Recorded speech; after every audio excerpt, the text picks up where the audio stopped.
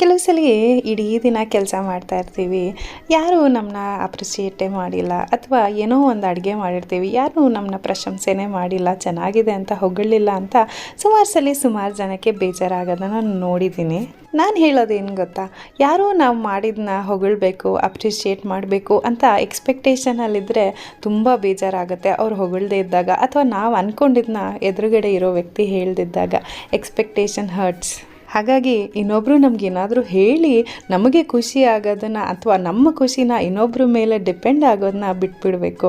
ಮೊದಲಿಗೆ ನಮ್ಮನ್ನು ನಾವು ಪ್ರೀತಿಸಬೇಕು, ನಮ್ಮನ್ನು ನಾವು ಅಪ್ರಿಷಿಯೇಟ್ ಮಾಡ್ಕೊಳ್ಬೇಕು. ಆಗಲೇ ಮಿಕ್ಕಿದವರು ನಾವು ಮಾಡೋ ಕೆಲಸನ ನಮ್ಮನ್ನು ಅಪ್ರಿಷಿಯೇಟ್ ಮಾಡ್ತಾರೆ. ಸೆಲ್ಫ್ ಲವ್ ಅನ್ನೋದು ತುಂಬ ಮುಖ್ಯ ಆಗುತ್ತೆ. ನಮ್ಮನ್ನು ನಾವು ಯಾವಾಗ ಪ್ರೀತಿಯಿಂದ ಗೌರವದಿಂದ ನೋಡ್ತೀವಿ, ಎದುರುಗಡೆ ಇರೋ ವ್ಯಕ್ತಿ ಕೂಡ ನಮ್ಮನ್ನು ಹಾಗೆ ಟ್ರೀಟ್ ಮಾಡ್ತಾರೆ. ಹಾಗಾಗಿ ಮೊದಲು ನಮ್ಮನ್ನು ನಾವು ಪ್ರೀತಿಸಬೇಕು, ಅದಾದಮೇಲೆ ಪ್ರಪಂಚಕ್ಕೆ ಪ್ರೀತಿ ಹಂಚಬೇಕು.